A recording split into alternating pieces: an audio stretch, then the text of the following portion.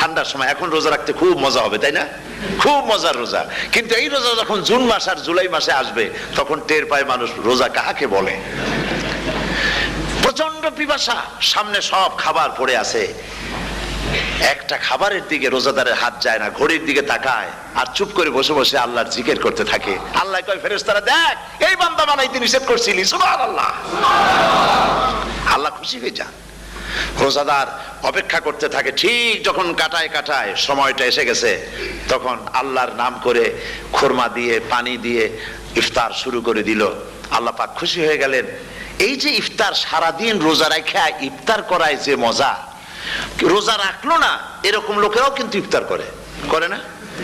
পুরান ঢাকায় আছে, ঢাকার তো কয়েকটা এলাকা আছে, পুরান ঢাকার লোকেরা নাকি বলে যে, যারা রোজা রাখে না তারা বলে যে রোজা না রাখে একরকম পাপ করছি, আর ইফতার না করিয়া কবিরা গুনাহ করবো নাকি, ইফতার তো করাই লাগে।